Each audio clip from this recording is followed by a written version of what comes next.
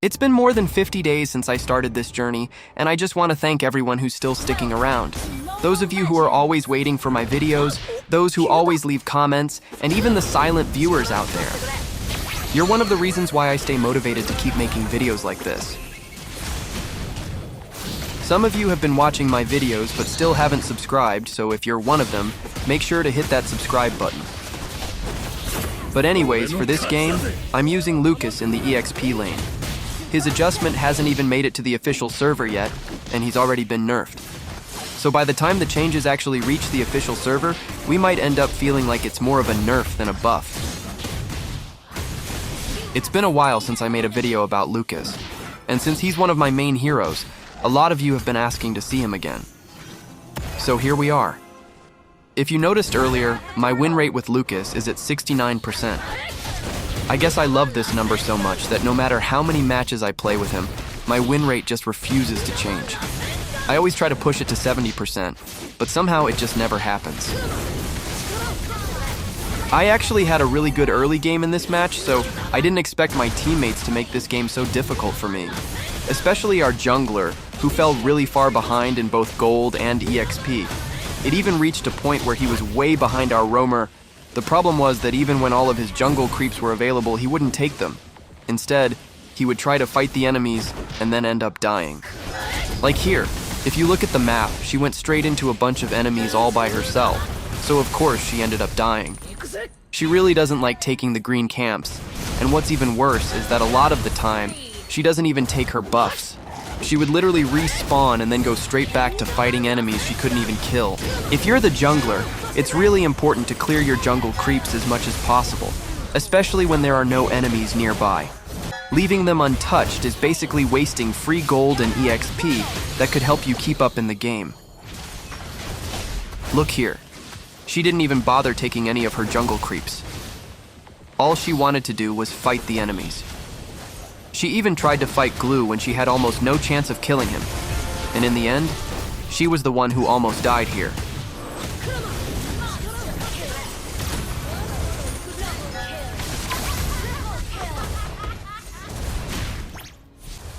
Here she had literally just respawned, and thanks to Flying Cloud, she was able to die even faster. I mean, she went straight into the enemies all by herself again, even though she was already so far behind.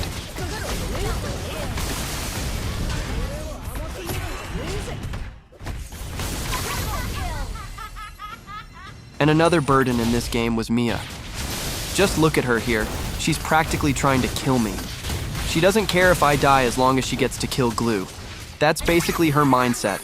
This is how hard this game was. I'm trying my best to carry these teammates while they're also trying their hardest to drag me down. Most of the time I've used Lucas this season. It's always been the same scenario. I'm trying my absolute best to win the game, while my teammates are as dumb as usual. That's why I sometimes hesitate to use Lucas. I don't want my win rate to drop and lose my favorite number. Because when your win rate is that high, it's so easy to bring it down, but incredibly hard to push it back up. I achieved that win rate entirely through solo queue, and I'm actually proud of it, so I'm not just going to throw it away that easily. Whenever I use Lucas, I'll always do my best because losing is never an option. But when I'm using other heroes with less than a 60% win rate, I honestly don't mind losing that much. If I can already tell that my teammates are completely hopeless, I'm not going to stress myself out trying so hard to carry them.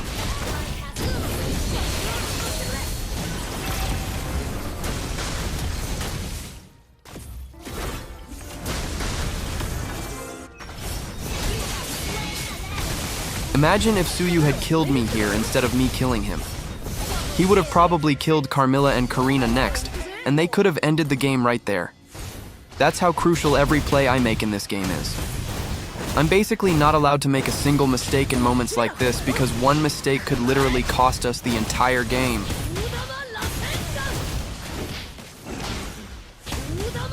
And here my two dumb teammates are trying to get me killed again. I'll just consider myself lucky that I had Rose Gold Meteor and was able to sustain myself using the minions. My teammates are always dead, so most of the time, I'm basically left to deal with everything by myself. For the 10 billionth time in this game, all of my teammates are dead.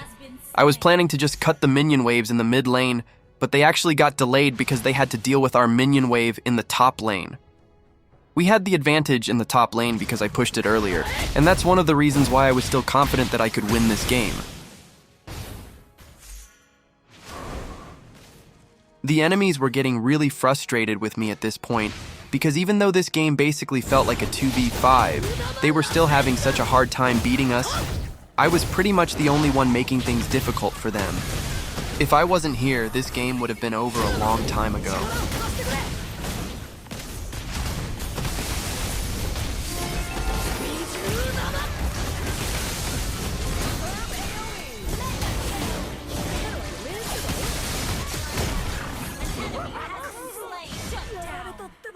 Enemy battle spell on CD.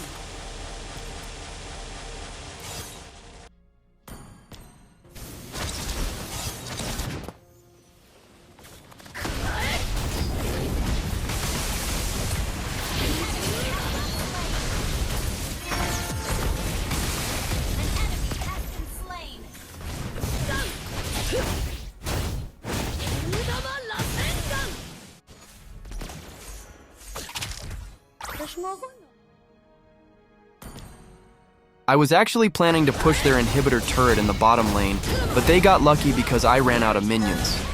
And just look at how overconfident the enemies were, spamming recalls and emotes at me like they had already won the game. They were acting so cocky just because my teammates were making the game easier for them, so they probably thought this was an easy win.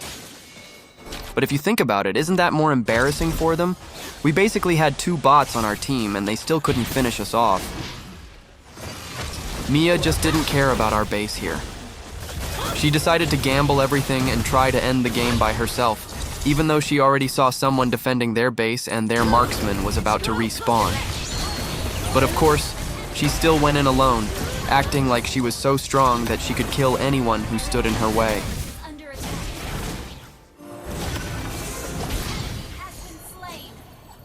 The enemies just wouldn't stop chatting at me. I was such a huge problem for them because they still couldn't end the game, even after Mia had thrown so many times.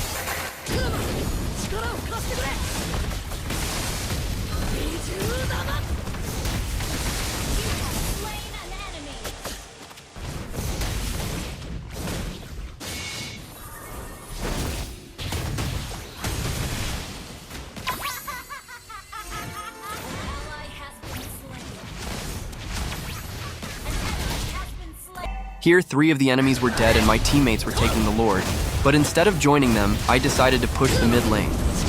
That way, once the next minion wave spawned, we'd have super mega ultra minions pushing in every lane. But honestly, we could have easily ended the game right here without even taking the Lord. Glue and Florin were the only enemies left alive, and we had Mia with us. The enemies couldn't clear our minion waves that easily anyway.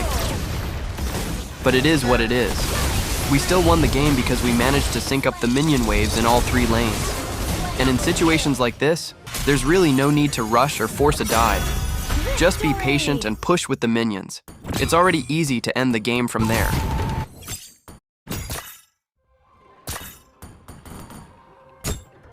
This was actually the game right after that one, and this time I'm using Owlus as the jungler.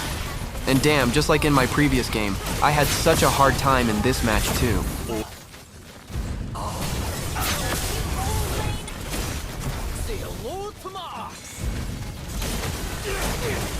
In the previous game, Mia was on my team, and now she's on the enemy team. But even though I kept killing Mia, our marksman still couldn't get ahead because the enemies kept killing him too. But yeah, there are so many Mia users right now, and unfortunately, a lot of them are completely brainless. So even if the hero itself is strong, it doesn't really matter if the player doesn't know what they're doing. Still, I can't deny how scary Mia becomes in the late game. You can bully her as much as you want in the early game, but once she gets her items, she can easily make a comeback and suddenly you're the one getting bullied. Even the most brainless Mia players can just press their ultimate spam basic attacks and somehow get a savage.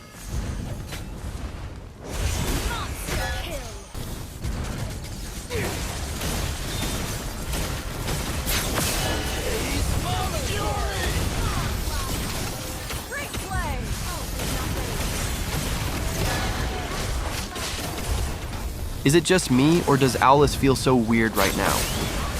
He doesn't scale that well with attack speed or crit items, but at the same time, going for a pure burst or pure sustain build doesn't feel that effective either. His build feels all over the place, and so far I haven't found a combination that feels perfect for him. He's a basic attack-reliant hero, yet somehow he doesn't even get the full benefits of building attack speed items. And honestly, jungle feels like the only role where Owlus is actually viable. I've tried using him in the EXP lane a lot of times, but I just don't think he fits there, especially now that sustain heroes are dominating the meta. But yeah, carrying a game with Owlus is just so difficult. With Lucas, I still feel like there's always a chance to somehow carry the game.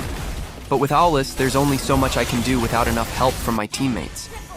And unfortunately, we're going to lose this game. After trying so hard to keep us in it, this loss honestly hurts.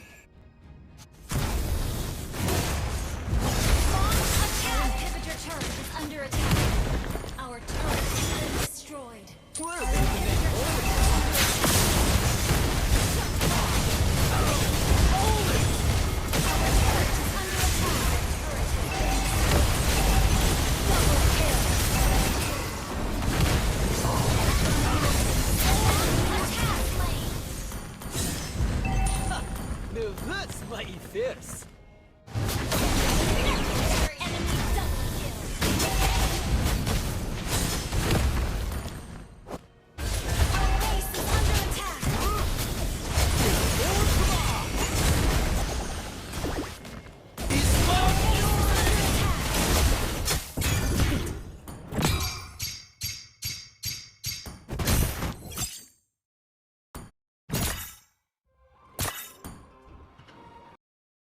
In the next game, finally, after waiting for 10,000 years, I actually got some decent teammates. There were no weak links this time, and everyone seemed to know what they were doing. I'm using Pakito here, and I honestly miss games like this where my lane opponent isn't a counter to me. Pakito has so many counters in the EXP lane right now, but at the same time, you usually have to pick him early or the enemy might steal him.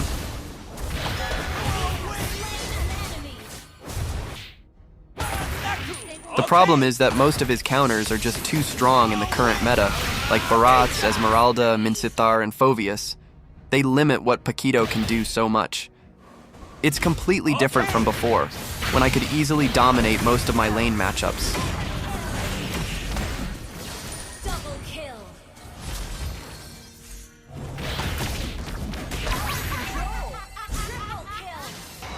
And I really miss those times when only a few of us knew just how strong Pakito was. People weren't banning or picking him that much, and they didn't even bother trying to counter him. Now, he's become so popular that I see him either banned or picked in almost every game. My win rate with Pakito used to be just over 30%, but now it's more than 60%. It almost doubled because of how strong he became, and of course, because I learned how to play him much more effectively over time.